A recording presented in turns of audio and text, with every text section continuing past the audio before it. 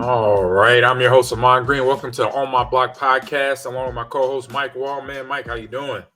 Hey, G, I'm doing good, bud. I know it was a loss, but Yeah, some positives from the game. We'll take it. definitely some good things to take away from the game there I don't last know if night. that's the right mentality. I shouldn't have said it that way. Oh, yeah, we'll No, take it. It's a kind of a loser's mentality. But yeah, anyways, there was some good stuff. You yeah, know, there was some good stuff. It was a good football game, and I'll say something going into it. I just knew that I knew Philly's line because you mentioned it several times. You know how good they are, especially with the leader of Kelsey in there at center. I was like, it's gonna be tough for the all D line to get in the backfield to really do anything to Jalen, and Jalen's a running quarterback anyway, as we found out, and he was one of the top rushers for Philly squad last night. So that was my mindset going to game. I say if it's gonna be hard to establish anything with the against their offensive line from a defensive standpoint, and so a lot of people that had been showing up most of the season for the Packers D line, you didn't really hear a lot from them. You heard some of the new names, and you saw effort from players that we'll talk about here in a little bit. But overall, the names that normally were there, you didn't see them there, and you saw guys getting on both sides of the ball getting planted into the grass out there in Lincoln Financial in terms of the run game. I saw one of the, I think I saw JRJ plant one of their D tackles in a big pancake later in the game. So yeah, it might have been. There's a couple. What we have on tape, Elgin Jenkins absolutely destroyed this guy. that's what it was. It was Yeah, Elgin. and It then was Elgin. they gave him a really bad holding call, but Yeah, I saw that's that what play. happens. I was, oh man. So I'll take the read here. So basketball is back with our sponsors with Bet Online, and Bet Online remains our number one source of all our sports betting needs this season. So you'll always find the latest odds, team matchups information, player news, and game trends at Bet Online. As your continued source for your all sports wagering information, Bet Online features live betting, free contests, and giveaways all season long. Always the fastest and easiest way to bet all your favorite sports and events, whenever it's NFL, NBA, NHL, MMA, tennis, boxing, esports, or even golf. So head to betonline.ag to join and receive your 50% welcome bonus with your first deposit. Make sure to use the promo code BLEAV, to receive your rewards. BetOnline, where the game starts, Mike. So this game started and ended with the run game for Philly. Yeah, it sure did. 363 yards. 363 yards on. I mean, That's in my wildest dreams, right. we would roll up 363 yards on the ground. You know what I mean? And Yeah. Jalen Hurts, you think about this. I mean, honestly, Jalen Hurts runs for 157 yards. I think he had 125 in like the first quarter. Yeah. But he runs for 157 yards. He's running for a 9-yard average. Mm-hmm. And he breaks you. I mean, think about the quarterbacks: Randall Cunningham, Mike Vick, yep. right? That have been for Philly, and Jalen Hurts. Basically, it took one half of football for him to break the rushing record for the Philadelphia Eagles. And I don't know. I put this to you. You and I are run game guys. Yeah. How do the Green Bay Packers expect to win, or have a? How would you even put together something where you would say, I'll tell you what we're going to do, guys. We're going to give up 360 yards on the ground, but we have a plan to win this game. Like, how does that make sense at all? I mean, you had to play clean football. That means no turnovers. And we had that. Aaron threw 2 interceptions, and there was other parts of the game. Obviously, there were mistakes made. And so I say start with that. If you have no turnover football, you have a chance. But you're fighting fire with fire because the run game drains the clock. Every play goes from a quick hitting fast pass play to anywhere from 15 to 20 seconds to a run play being 30 to 45 seconds before the next play starts. And you can do that because guys get off the ground, the linemen's helping running backs, and there's a big run done or short yardage run, what have you, and the quarterback and the offensive line and the offensive coordinator, they're well aware of what they're doing with the run game, and that's what Nick Sirianni and Jalen Hurts and that offensive line for Philly, that's what they put in line. They have that right now for this year for Philly, is that they have a run mentality. That's their identity, and it showed on Sunday Night Football. They ran the ball 49 times. That's beautiful. I love that. I mean, that's like I went to the Naval Academy, we ran triple option. So I've ran the ball 49 times before, but I don't think I've done it since then. Yeah. And let's come like total plays are almost not quite, but almost 2-1. And so you have to go, you know what? Like offensively, yeah, it wasn't pretty. I think their defensive line, what was like, one of the big things you talked about beforehand was their defensive line. They had 3 sacks, maybe more important, they had 4 tackles for loss. Mm-hmm. But it's really hard when you get, I don't know, 40 plays of offense. The other team gets almost 80. That time of that possession. What happens is AG is like you go from here's how we're going to control the game. Like every time we get in there on Wednesday. You get in there, the head coach gets up there and he says, "Okay, here's our big picture game plan. Here's what we're going to do: offense, defense, special teams. You're going to break out into your rooms." And one of the things he's going to say with a team like Philly, who's got this great run game, hey, we have to stop Jalen Hurts. This guy's playing at MVP level. They're going to do a lot of this empty backfield where they're going to run him. They're going to use Jason Kelsey as kind of the lead blocker, or they're going to put back in the backfield and use a single back as the lead blocker. But bottom line, in the last 2 games at least, he's been the leading rusher on the team. So we have to find a way to make them, to make him pay when he's running the football. And so they start making some business decisions. And we are going to have to give something up. We have all these great people in the secondary. We're going to have to make him beat us. Unfortunately, we're going to have to make him beat us with his arm and not his legs. He's going to beat us with his legs. And Jalen Hurts proved to me, at least last night, like he can beat you with both. That pick that he, or that play that he had to Quez Watkins, that back shoulder throw on Rasul, like, and then Rasul got beat by AJ Brown, and you're just going like, well, yeah, man, of course you're gonna get like this guy. This quarterback's no joke. He's the real deal. Yeah, he showed up, and he showed that okay, not only my legs, like you mentioned, but my arm is a problem for defenders as well, and defensive coordinators is what you got to prepare for, and for a DC. Of any team coming up and down this road against them, for Philly, it's you gotta think about that. You gotta make sure you prepare, to stop him with the run, which he can do on his own, and then also with throwing the ball to the receivers that can get open and can run after the catch. So it's gonna be interesting for Philly the rest of the season for them. Well, Aaron Rodgers is for most people would be the big story. Obviously, he didn't play in the fourth quarter. The Nielman and the oblique strain or muscle or ribs. It was a muscle and not ribs. That's good news. Yeah, it said oblique right away, so we'll see what it comes out today. But, from a rotational standpoint, it's almost impossible to throw the football. He's got that ribs thing going.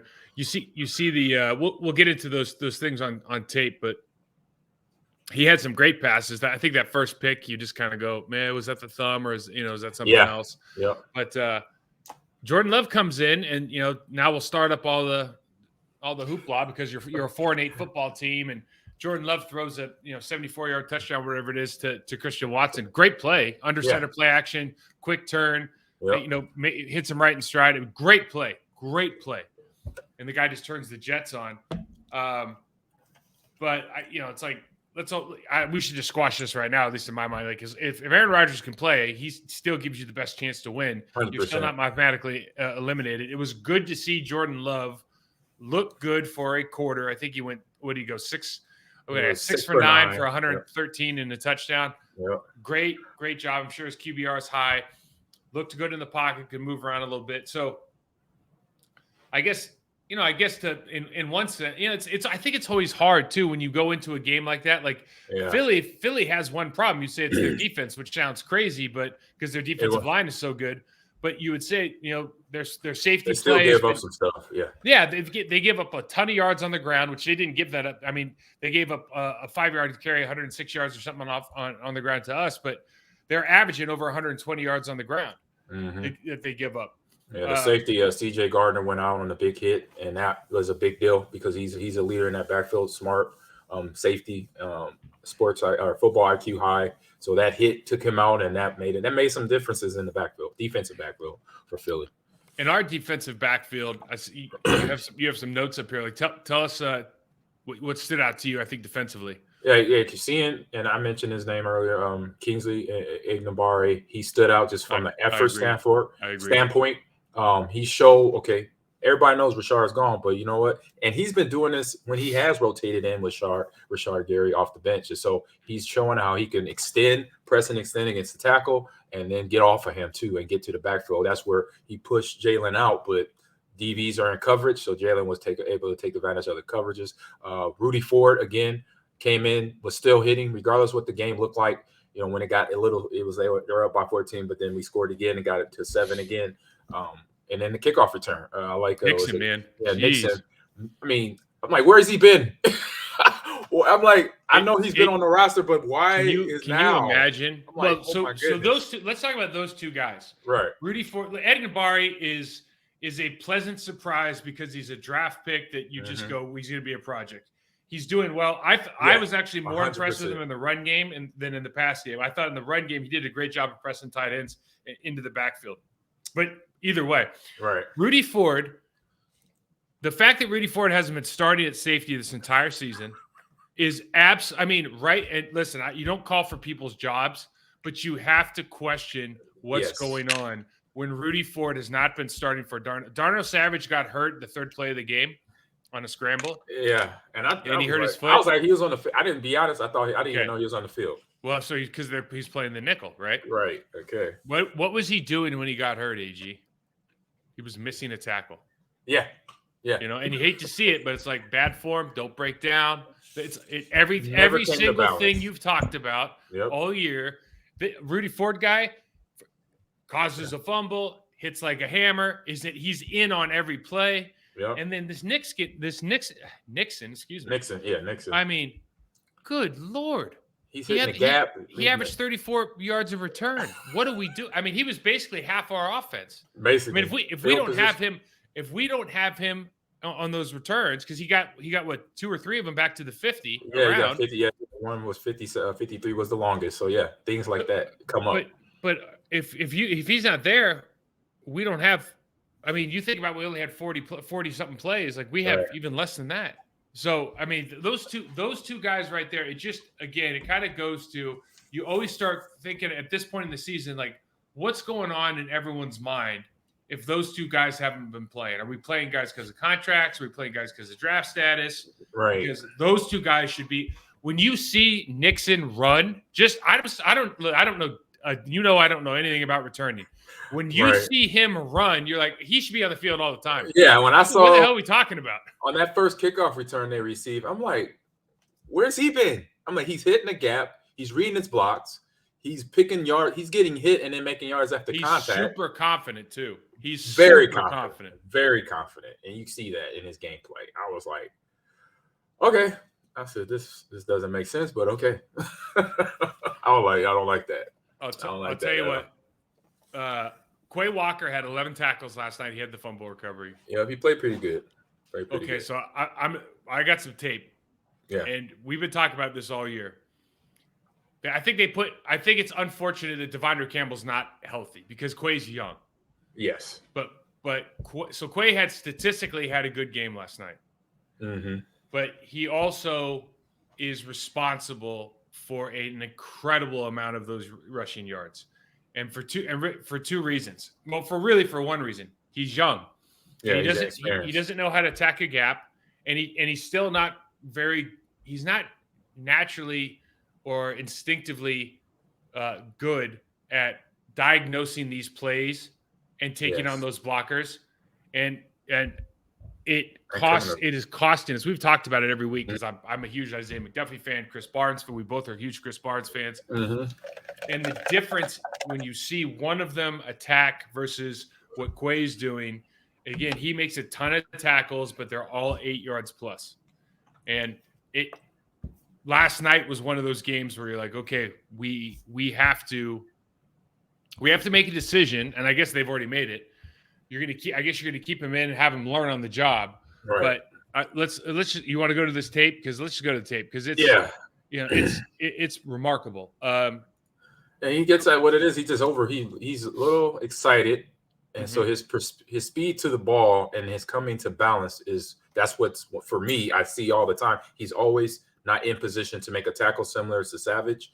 You have to So have body that as position. You mean like body position, feet, hips, shoulders? exactly. etc.? Everything is ready to tackle Mhm. where you give yourself an advantage when you can come the balance and you square it off. And when you're not, when your feet are over your toes, Mhm. your head's over your toes, you're gonna fall for anything.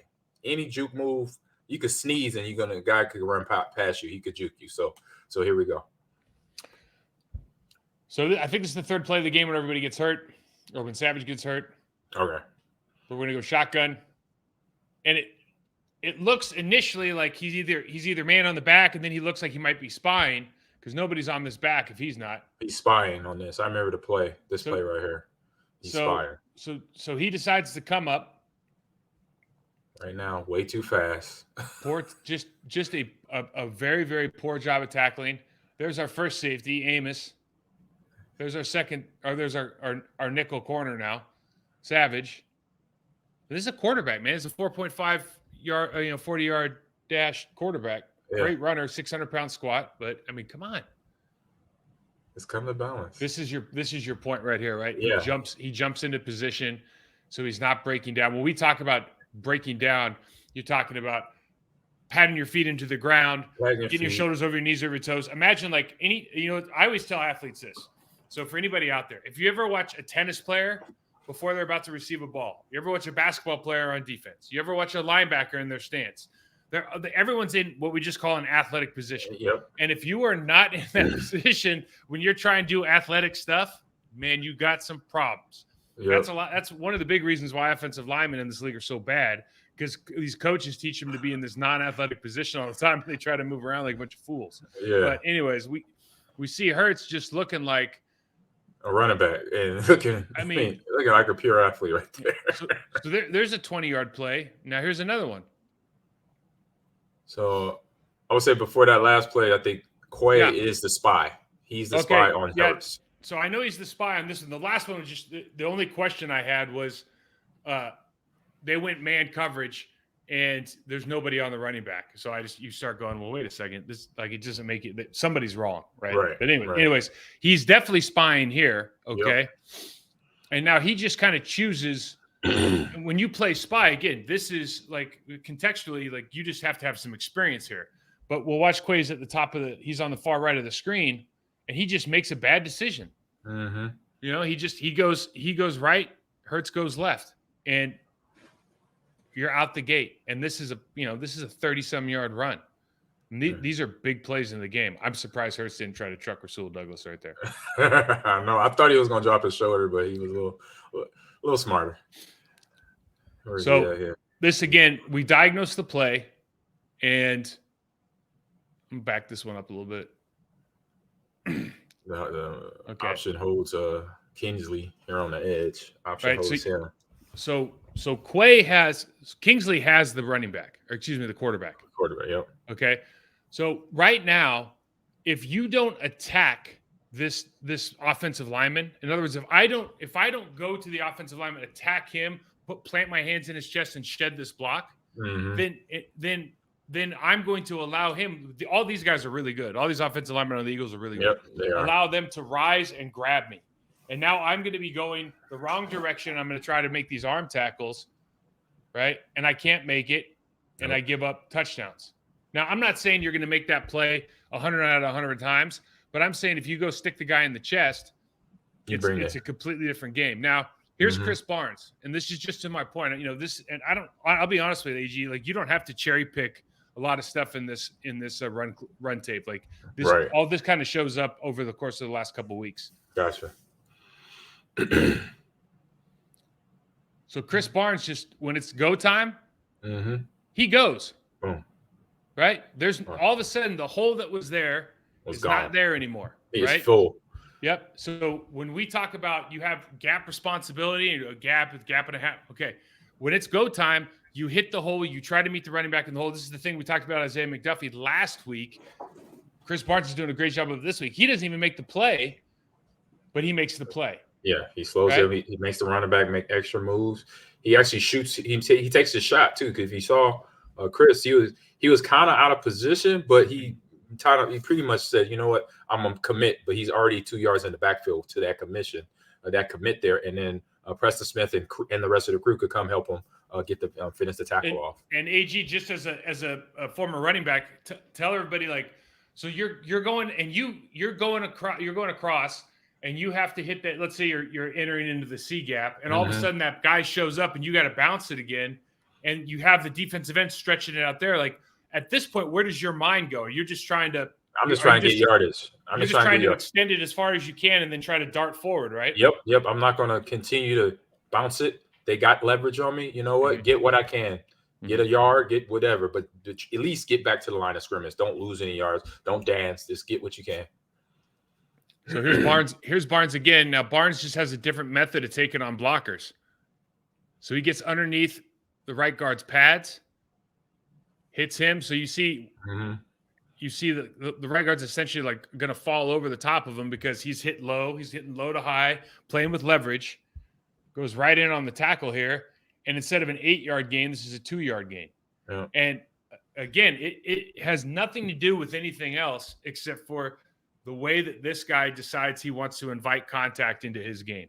And it's not a dig on one guy. It's an appreciation of the other, but it's also understanding that we are giving up an insane amount of yardage on the ground. And we've been talking about it all year. This is a big reason why. And it doesn't seem like they're addressing it in the Packers meeting rooms right now. Right. You got to get Quay up to par with, his technique, how he goes into tackles, how he goes into shedding blocks and blockers coming in that, and then put it up as a priority on his list. Because as a linebacker, you can't be a linebacker if you can't do those simple things. And those are simple things. Those are basics. Those are things when I coached linebackers in high school, the first thing I taught my linebackers beyond tackling is shedding the block. I'm like, because if you're blocked, you're not a linebacker. You're just somebody out there waiting to get hit again. So get the guy off of you and then go and make the proper tackle, basically. So this another example with Quay. So we see that Lane Johnson, they ran a ton of tackle pulls, and they either do a tackle pull where he traps the defensive tackle, or they do a tackle pull where he actually pulls up for the linebacker. Now, in this situation right here, Quay, there's about 4 yards between Lane Johnson and Quay. Yep. You have to be desperate to close that gap. In other words, 100%. the further back, for people watching at home, the further back that this confrontation happens, the closer to the 50-yard line that this confrontation happens, the more free yardage the running back's going to get. You see this, you have to attack it. But he stays there and he holds, and then all of a sudden the guy's out the gate. And these are big plays. And what happens is, you don't, AG, just like you said on the last play with Chris Barnes, it's a question of Chris Barnes might not make the play, but he made the play, right? He's making the play because he's making you stop from gaining immediate yardage. Does that make sense? That makes sense. And it's what you want to do as a defender. It's kind of what I mentioned with Derrick Henry, where you want penetration from your defensive tackle to make him stop his momentum because he's a big back. So you do the same thing with any back, no matter the size. If you stop their momentum going forward, you're part of the tackle because you start everybody coming in. And if you're playing solid defense, that means as what you heard coaches say, get hats to the ball. One guy slows one guy. We want 5 hats there. That's the mentality of a good defense right there. I think I got 1 or 2 more of these. So you see Isaiah McDuffie right here is going for it, okay? And what happens on this play is when one fills, the other one's got to spill, right? Every high school football player has ever heard the term fill and spill, right? Exactly. So he fills, Quay. Where you at? There's no surprise here, man. You got to go, dude. You have to go. And because you hesitate and your body position is wrong, this guy's out the gate again. And look, Quay is working his butt off. And I actually have grown to appreciate his athleticism and how hard he plays more during the season. But this stuff, I mean, this is like there's 200 yards on this teach tape right here. Right.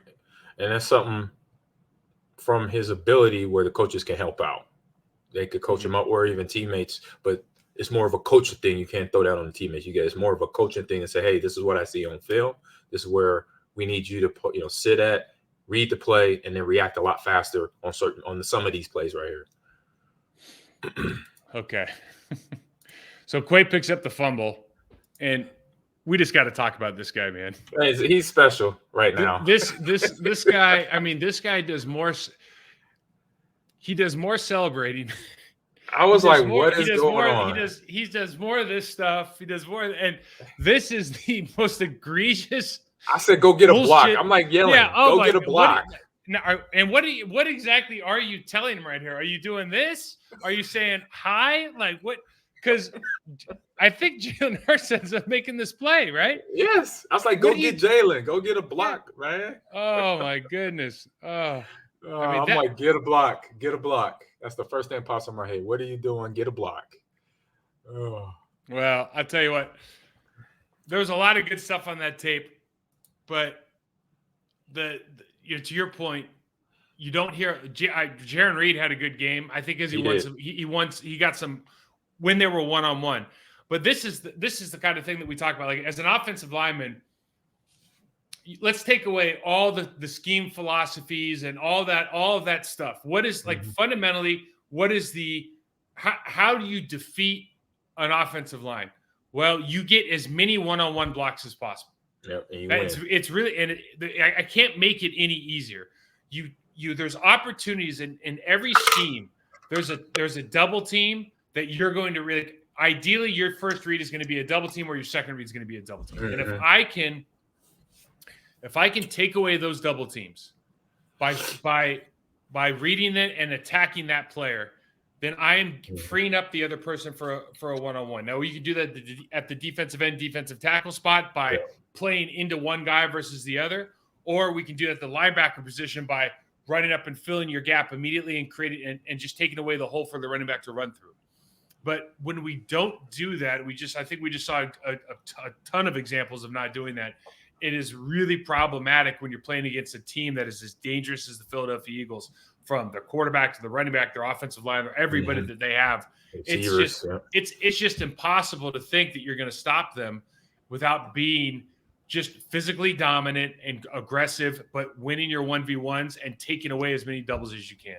Yeah, exactly. Because when you don't have that, it's just when you have the errors that are out there, the MAs, the deficiency in experience of some of the players on the defensive side of the ball that the Packers do, that is going to be a problem week over week for you. And they got a lot of they got 2 or 3 games coming up that's going to be just like that, dealing with players, dealing with other teams coming up on the list here.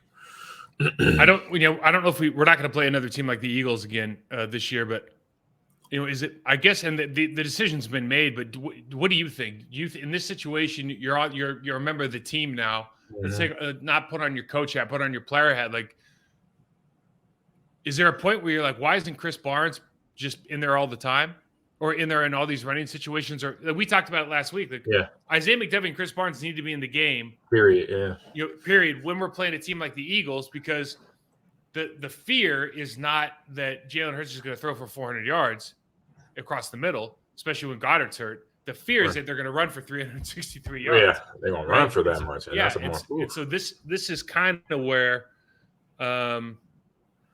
this is kind of where we went last week, and it turned out to be pretty accurate. Yeah, it's just you gotta prepare for what's in front of you in terms of the teams, and knowing you got, like I mentioned, you got some of the deficiencies of players and experience, and what they can and can't do comes up all the time. So it's just one of them things. Like, man, it's a head scratcher.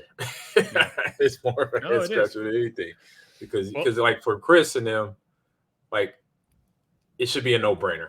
The way from what we've seen on film, and they're seeing more film than we are. We're only cutting up 1 or 2 clips and here once a week. They're looking at it every day.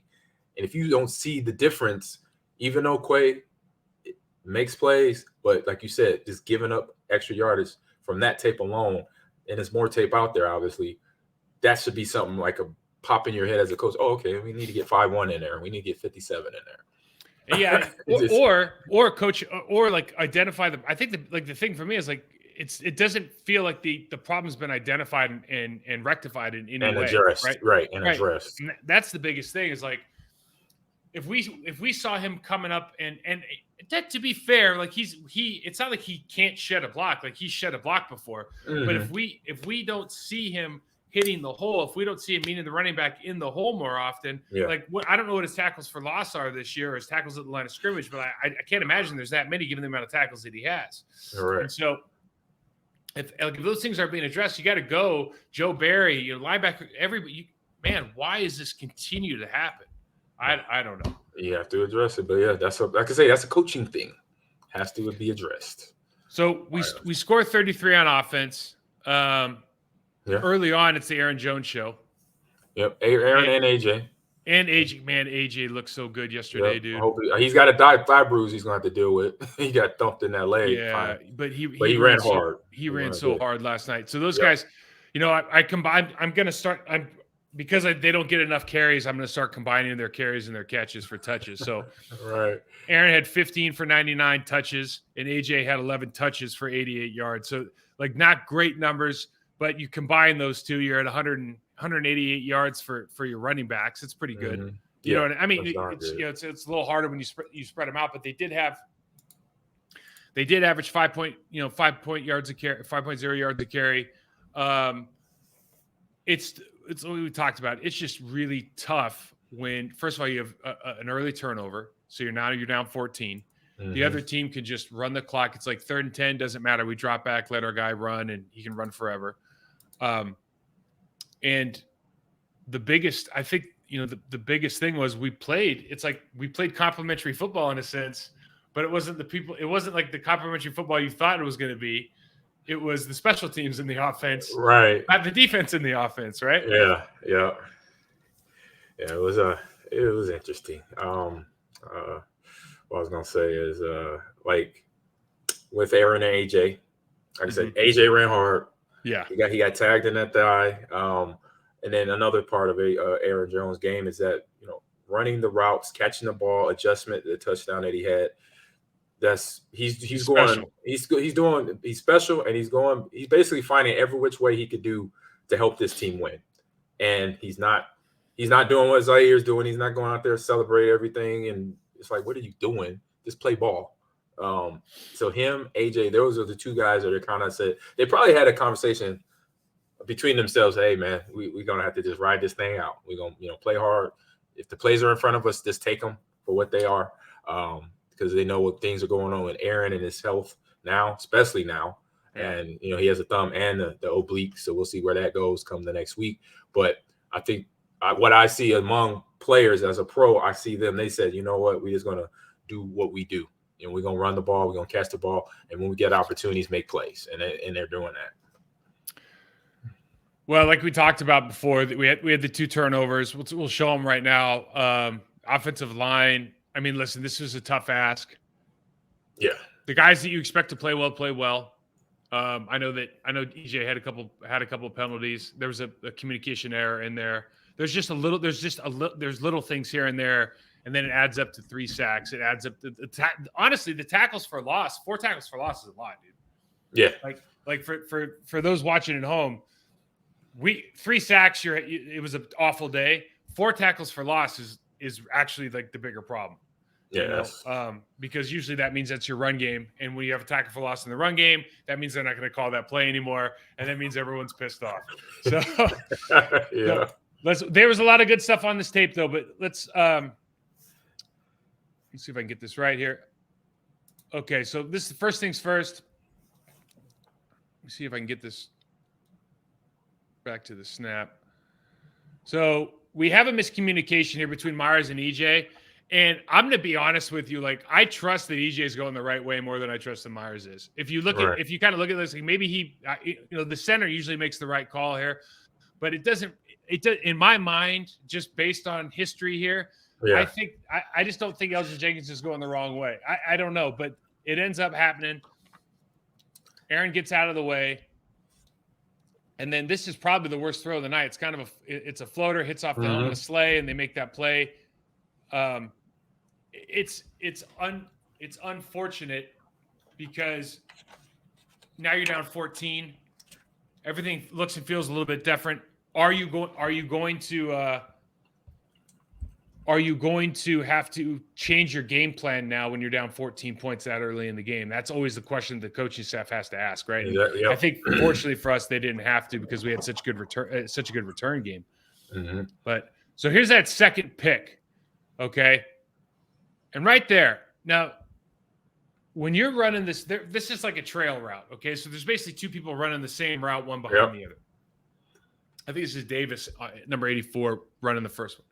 Now, the responsibility of this receiver is to flatten this route out. Flatten it out.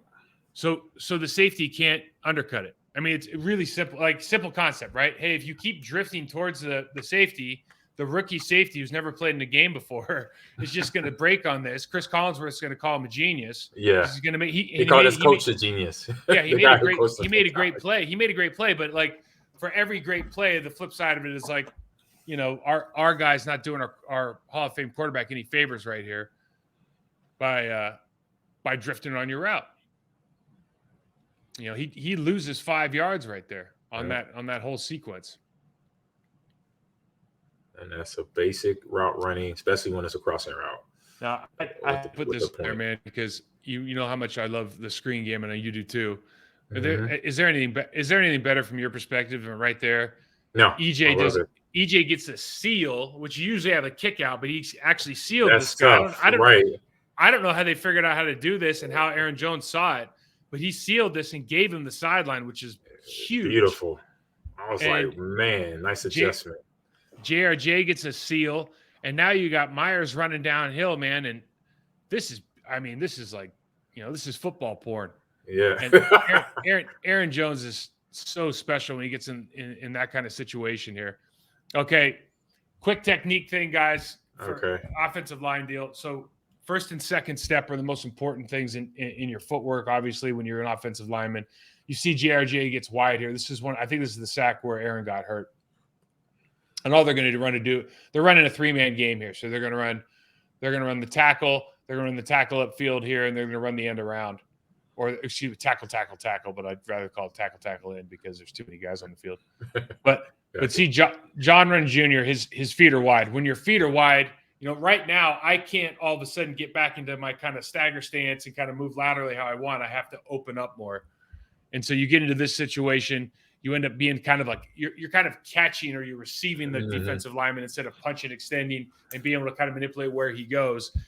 And because of that, when you put yourself in the situation, you turn, and now there's no way that Myers is not going to get picked here, right? Yeah. And the defensive lineman could have picked him even more if he wanted to. They're just running what we just call a mesh game, and the mesh game means that the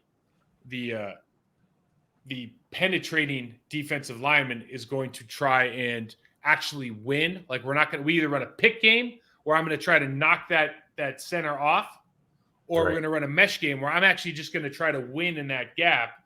And then naturally that pick occurs, and I'm pressuring so that now that guard in this case can't come off of his block in order to get the looper. Yep, if he do, it's 2 guys free. Right. Can't do that.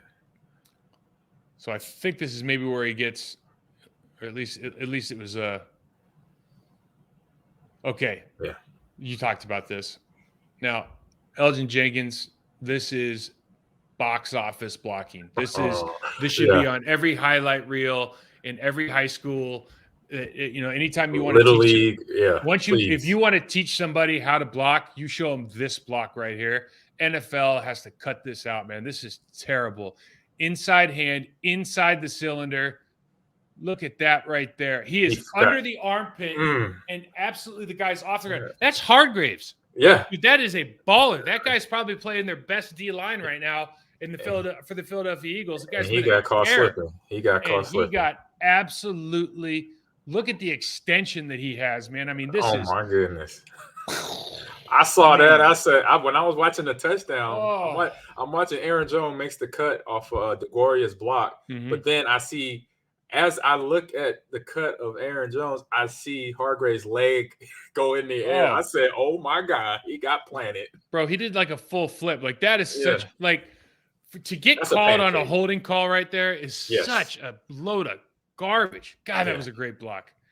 That's teach tape. That is absolute teach tape. And I think the referee saw the block, was like, I think I need to throw a flag on that. And Yeah, I think he thought about it. But like usually you get the flag thrown, right? Because if I'm running You pull this away, way and I yeah. flip like this, it's usually because my outside hand is pulling this side, not because Correct. my inside hand is pushing that side. Yeah, I mean, he had that full extension. that power was insane.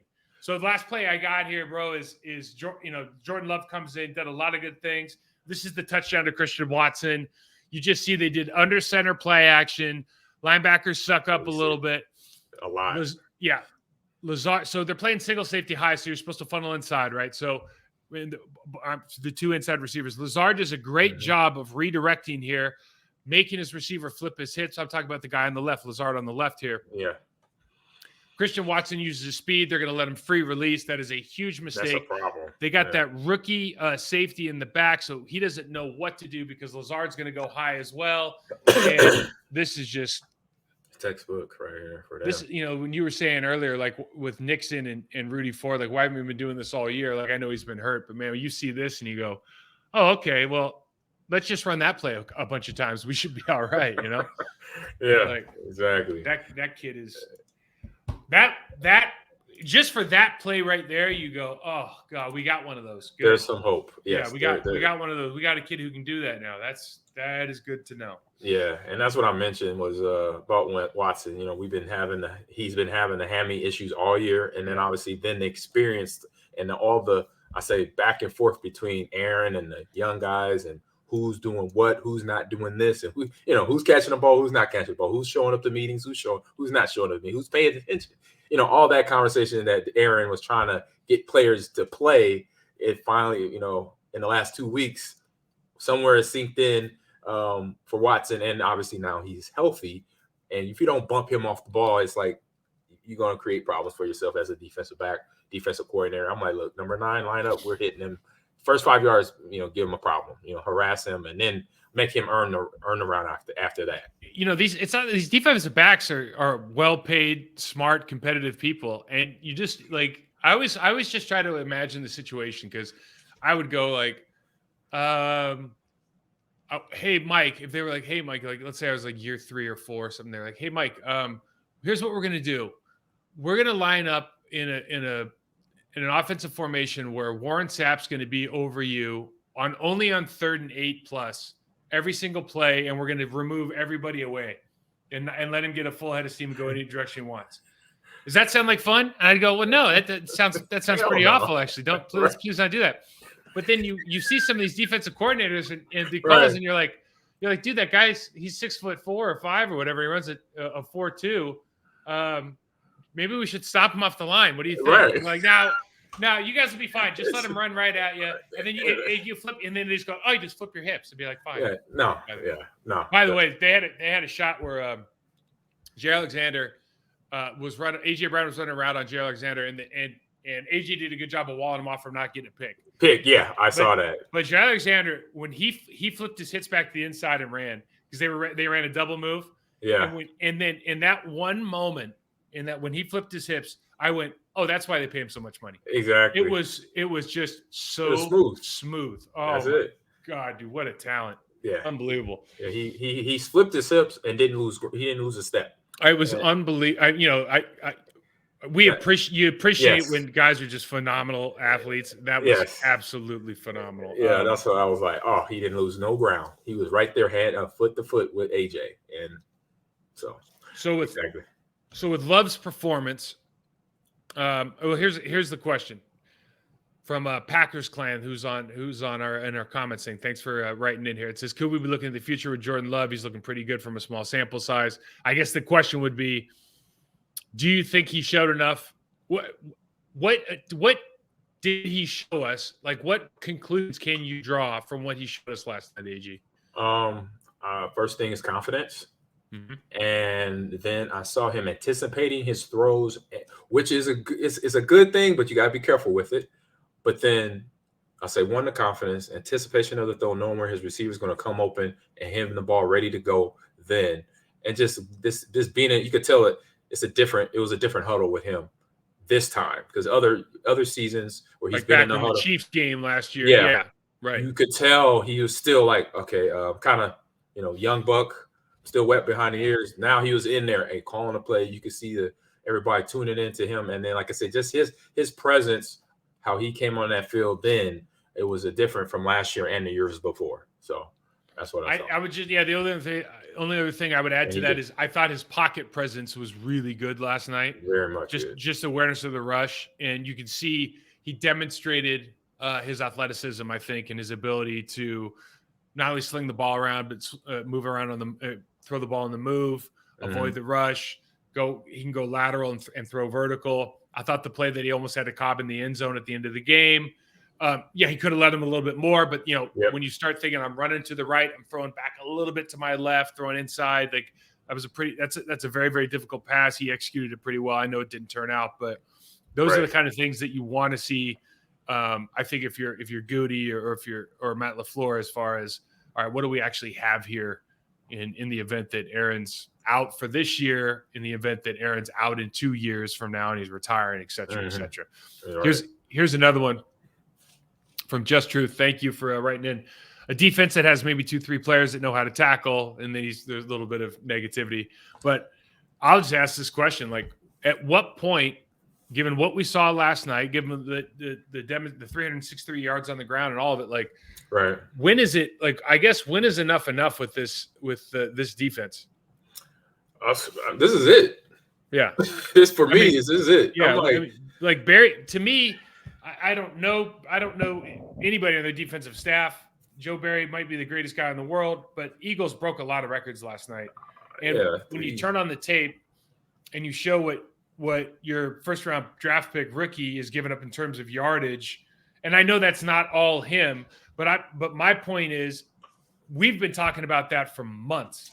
Yes. And like you said, we're just slightly above casual here, as far like we're not getting paid any money by the Green Bay Packers to break down what is ailing them. So the fact that they're not coming any stronger than that is really surprising. And they have a lot of talent, and it doesn't seem like they're getting the most out of all these pieces they could be put in place. Right. You have the quarterback over 150. You have the running back over 140. And you have a Gainwell, a young guy. He has over a 3-yard average and a touchdown, and you got the running back with 2 touchdowns.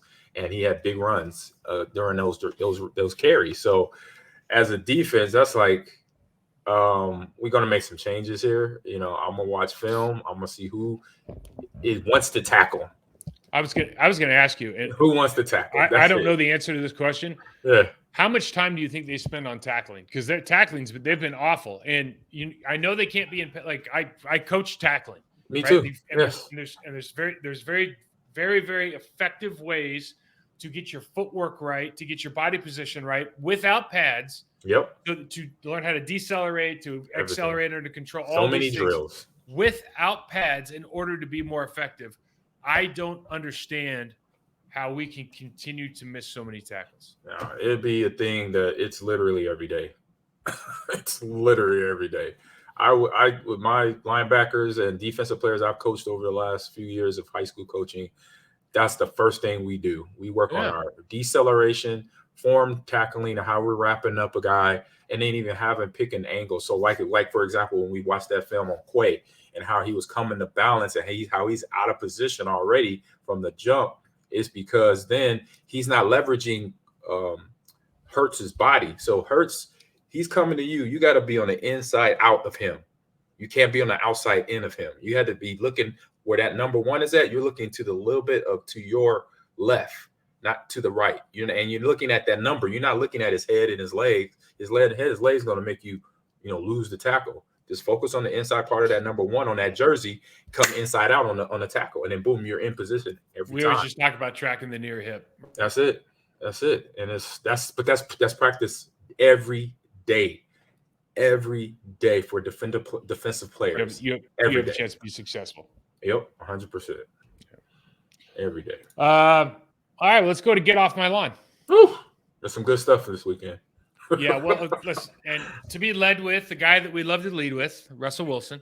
Wow. Scores 1 offensive touchdown. The play of the Broncos is offensive. Yeah, it's bad. And Mike Purcell comes over, who's been balling, been playing well, defensive tackle. Yep. And rips into him. And of course, it's not a big deal. Just competitive guys. You got to do this, got to do that. Do you think? Let me just ask you this: do you think that? And I know you love this guy. That's why I love bringing it up. that his if he was just playing bad, right? In other words, if they were just playing bad, do you think he would get that kind of treatment from a teammate, or do you think that this is actually much more about his middle of the field, walk around with 20 cameras, all the stuff that he does to bring attention to himself, make it about him and not make it about the team? Yeah, I think it's that. It's the second part, because as a player, we know what chaps are high. We just want players to be who they are on the football field. What you do off the field, for most of us, and we're kind of two of those players, that's oblivious to us. We like be in the weight room, be in the meetings, and show up on the practice field and the game field. You do that, I don't care. As long as whatever you do off the field does not affect what goes on the field, then we're okay. But once we start seeing problems, this is a problem, I'm going to get in your face like, bro, we need you here. This is not Instagram. It's not TikTok. We need football. We don't need PR right now. I was trying to tell my kid, I go, he was kind of dogging it, and my kid talks way too much trash, like way too much. And I was like, hey, man, you can't talk trash. And he goes, well, why not? I go, you're not working hard enough. No. It's like, I go, and he kind of looked at me like I'm hurting his feelings. I go, I'm telling you the truth. Like, unless you're willing to put in the time, you can't, like, you have no ground to stand. People think you're a joke. And that's kind of what happens with a lot of these guys.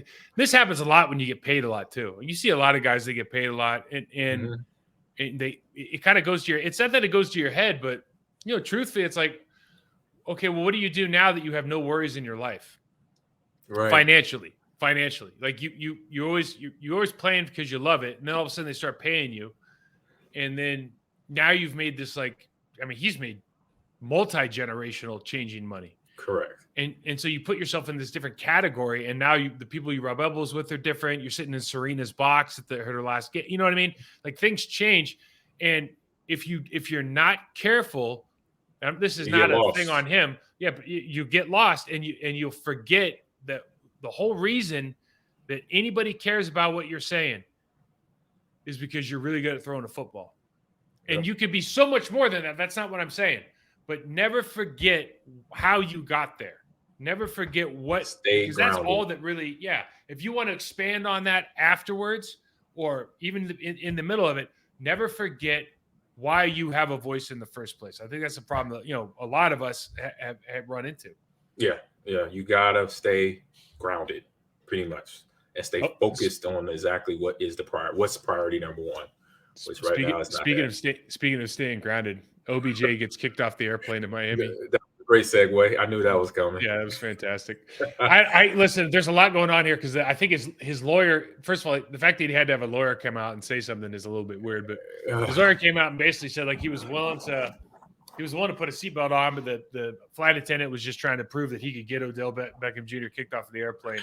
I don't know, right? Like, I don't know either. Yeah, but this you're just going like, dude, you're trying to get on a team right now. Like, did you really need this? Yes. There was probably a way to handle this, and it did not involve you getting everybody else off the flight delayed and you getting escorted off a flight. Like, had to have been a different way to deal with this. Exactly. This is the one thing you did not want that weekend to go.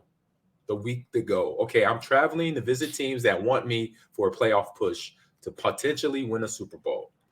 Things on my list I should not be doing. Don't get kicked off the plane because of what if I'm inebriated with it, whatever.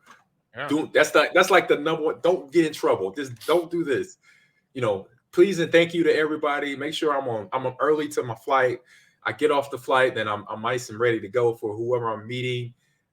That's the mindset. It's like when I heard this, I was like, come on, OBJ. I'm thinking he's rehabbed, he's ready to play, and he's business. He's professional. And this is like, oh, man. And again, like I don't think any there's no arrests or anything. I mean, there's no legal trouble or but it anything. doesn't look good. It just doesn't. No, look it good. just doesn't. It just doesn't look good. You're right. Yeah. Okay, so we have 2 hires. One of them, your alma mater. Interesting. Yep. Matt Rule, former Panthers coach. So and Baylor, he was at Baylor before the Panthers. Temple, Yep, Temple, turnaround Temple. Turnaround Baylor. Baylor had a huge problem with a couple off the field issues, and 100%. He came in. Okay, he goes to the Panthers, and I mean I know the Panthers, and not a good. It was just never was a good look from day one. It wasn't a good. Right. The Panthers owed him something around $40 million. Okay, so Nebraska hires him, and I think that alleviates the Panthers from having to pay a lot of that money. Because now they're paying the Nebraska's giving him like an 8-year deal for like $72 million. So it's like 9 a year. I saw 8 years. I didn't know the amount. Yeah, eight years, $9 million a year. Okay, and which is only like $1 million less than like Nick Saban earns. And so Nebraska's going all in, which is I think is a good idea. I think Matt Rule is probably I know he's got to be a better college coach than he was a pro coach because he's done well in the college ranks and did terrible in the pros. That's what I was thinking. The same thing. Yeah. What was funny about this is last week I'm sitting watching like NFL Countdown. I can't remember what I'm watching, but he's on the show, and you're like, dude, he's doing the tour. Like, I wonder what job he's up for.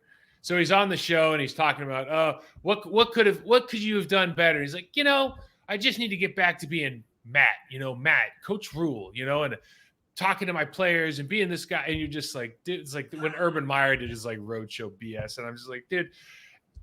I guess this is what I keep going back to, right?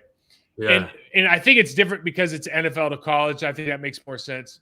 But we're about to get in this hiring season, and there's like 4 jobs that are already up in the National Football League that either officially or unofficially with coaches getting fired and whatnot. With Denver and everything. And I just wonder if I guess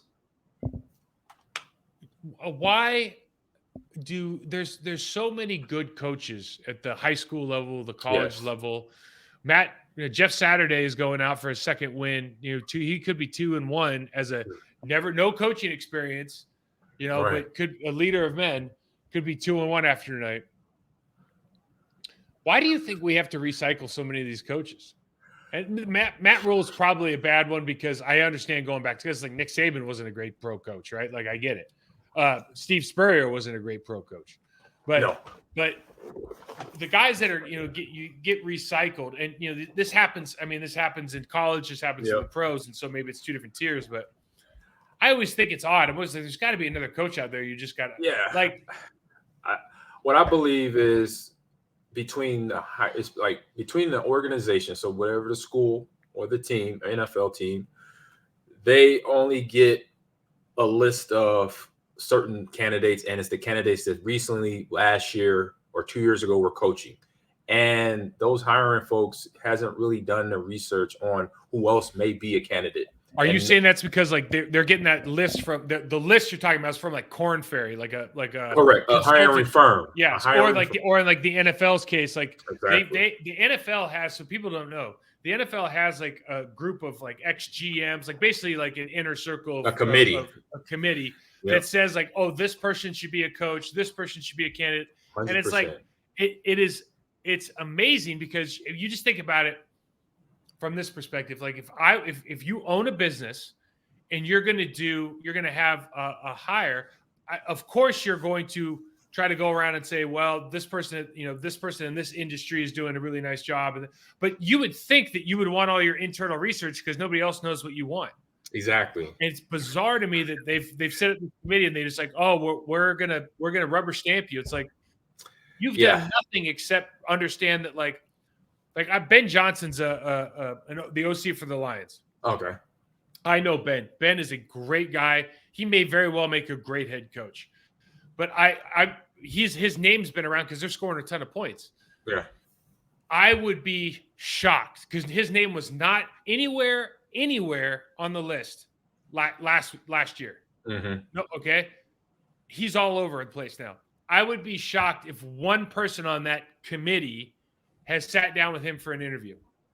You see what I'm saying? Not that he's not deserving, But I'm just saying the process that they're going through is just like they might as well be on PFF going like, well, let's see whose defense is good right now. Exactly. You know what I mean? It doesn't make any sense. Yeah, and so between both hires, Matt and Luke Fickell going to Wisconsin, it's the same thing. It's like if you really do your research for what you want as a school, and not saying that I know Trev Alberts at Nebraska, he might be done his research because he's had since week 5 of college football, week 3 of college football since they fired Scott to really look. So he's had 2 months of looking. So I believe that's how he settled on Matt Rule here. But with Wisconsin too, they had less time, maybe 2-3 weeks, since the firing of Paul Crisp there. So hopefully, I say this where the hiring in minds have picked out the right candidates to know what they want to do with this program and lead into the future, because it's not just, get a guy in there, but make sure you got the culture, they understand all that stuff on top of just being a football person and understanding what they have to build out there. Matt Rule does have the background of building out programs and getting them back on track. So that's one thing, but also just, for the other candidates out there, there's so many sometimes that goes through through the waste, kind of the wasteways, through this way of picking process sometimes. So I'm trying to see what Luke Fickell's numbers are not being disclosed. He's making $5 million on a contract from Cincinnati on a contract extension, so it's got to be more than that. But got it. Yeah, man. I tell you what, I think personally it would be harder to be a college coach because than a pro coach now, which I know sounds ridiculous. Maybe not every college, right? But you look at a big school now, the amount of players you have, more players. You have all this this transfer portal thing is NIL. It seems like a transfer portal is interesting. I still don't understand it. Well, it's interesting in the sense that I don't want anything to do with it. That's right. That's what I'm saying. It's like it's scary. You're like, it just it seems like it's bastardized. It's bastardized NCAA football is what it seems like to me, because now all of a sudden you can go like USC is a good example, right? USC hires the guy from Oklahoma. Mm-hmm. He brings in some of his players. Lincoln Riley. Yep. He brings his quarterback from Oklahoma.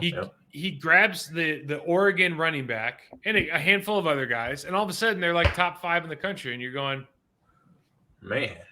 Well, that's cool. Yeah. And then you go, but that's not building a pro, because you and I think about like, okay, why are we going to college? Now, you and I wanted to be pro guys.